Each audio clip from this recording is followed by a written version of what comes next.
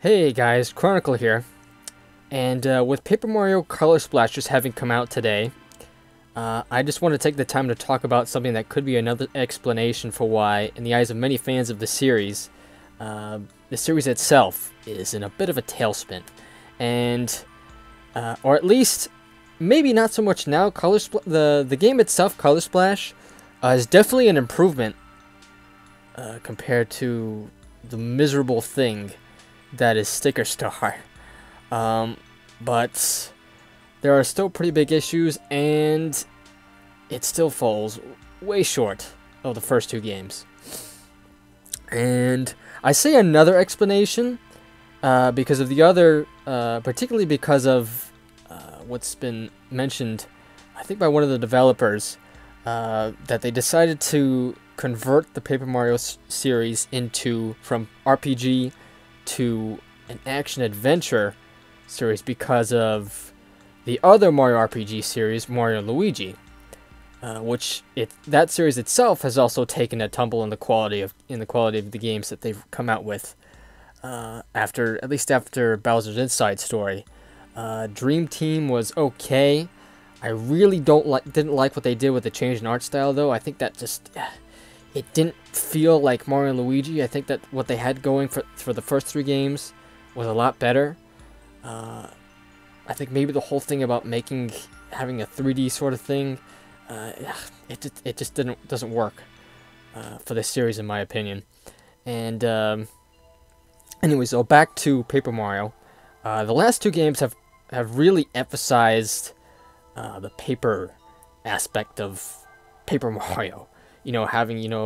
Which hasn't been a bad thing. It's worked pretty well, actually. Just with all the different environments, especially with Color Splash, just how great the game looks, and how well, for the most part, they use the whole paper thing. With all the different, the whole cutout and cardboard things here and there. But it's pretty clear, though, that the developers and Intelligent Systems now, the series having become what it is, aren't really too concerned anymore. At least a decent plot with compelling and different characters. Not just the same old, oh, Bowser did something, we've got to go get him. That and just the same old things that have been done to death at this point. Paper Mario was one thing. That was getting the series started. And they did it pretty masterfully, if I say so myself. It's just a game that every once in a while I just find myself really wanting to play again. As well as of course, the second game, which really, really improved upon the first game. And of course, one of the big sore spots of the last two games has been, having a bunch of unique partners. Now, Huey from Color Splash, he's not too bad. He's definitely improvement upon Kirsty, but just having one partner is just, it's boring. It's just, it's not the same at all. And instead it's been like, let's totally forget about the really good thing we had going with the first two games, and let's do something that has to be different from Mario & Luigi, since there should only be one Mario RPG series. And I really hate the logic behind that. The feel between the two is just, they're so different. Mario & Luigi is more comedy and more slapstick based. More comedy and just silly stuff. And it's just certainly not the same as Paper Mario. At least what they did in the first two games. Actually, the first three. I have to give credit to the story that they had in Super Paper Mario. It certainly, that could have been a great game had they not decided to turn the whole thing into a platformer and taken away the turn-based battles. But anyways, finally to the big question. I'm already 5 minutes into this video and I haven't even gotten into what I wanted to talk about, really. So back to when the first game came out, I'm not sure. I'm sure a lot of you know this, but in Japan, the game was called Mario Story, and it was only outside of both Japan and South Korea that the game was known as Paper Mario, or at least that's what it was called anyway, I should say.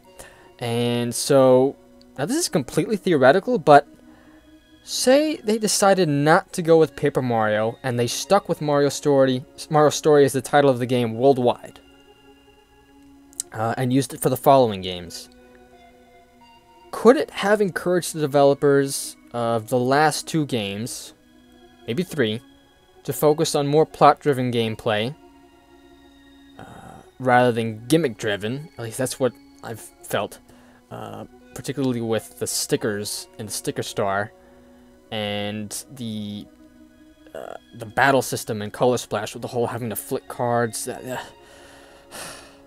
It doesn't work.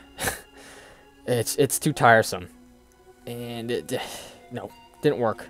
That was a big sore spot of the game for me, and we may never know for sure if that could have, you know, prevented that sort of stuff.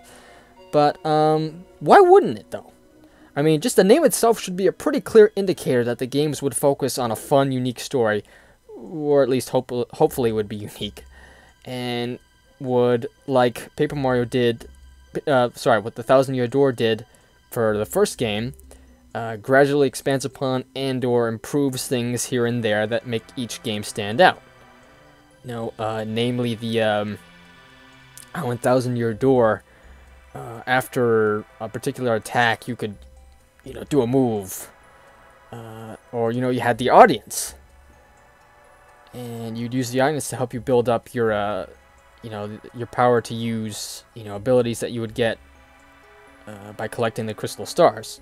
Spoilers, but of course, all of you should know that. So, anyways,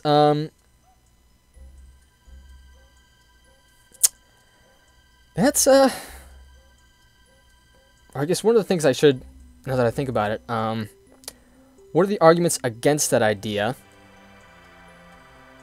Could be that, you know, just the whole, the art style, you know, of the 2D characters, could that have been altered at some point, because the series itself would focus on, you know, plot-driven games rather than that paper look. Well, again, we never know for sure. I would think if they did do that for one particular game, I don't think that part would have been received well, but I think it at least would have avoided stuff like, you know, just these dumbed down games, especially Sticker Star, because it's the only game for a handheld, the only Paper Mario game for a handheld, which before it came out I was really excited about. I'm sure a lot of you were really excited about, and it's one of the most, it's the worst. Ugh. So, anyways, let me know what you think about that in the comments. Whether or not you think that could have worked or not if they did do that, or, you know, if that's one of the things that, if you could go back in time, that you would change. I think that would probably be one of the things I would change. Anyways, that's it for this video. Hope you guys enjoyed listening, and I'll see you next time.